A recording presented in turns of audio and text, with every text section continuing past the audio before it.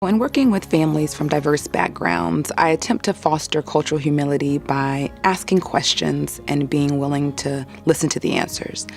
There's already an inherent power differential between the provider and the patient. Oftentimes, when providers walk into a treatment room, they come in with an understanding that they're the authority on all things that are going to be discussed in that room. It's very important for providers working in diverse populations to operate from a place of humility wherein they ask questions about, for instance, how things are communicated within the home. You can find a lot out about a family by simply asking, how does your mother handle stress?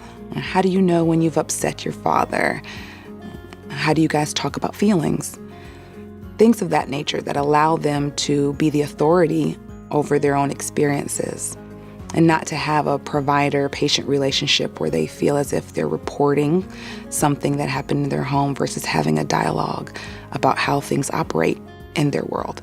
Whenever a client comes in, whether they're the same gender that I am, whether they're the same race that I am, I think it's also important to consider the culture and diversity of that individual person. So anytime any individual comes in for mental health treatment, it's important to find out what sorts of background that individual has, what is their socioeconomic status. Perhaps they may look Caucasian and look a certain way, but there is the likelihood that those individuals are from backgrounds that are different than what might appear.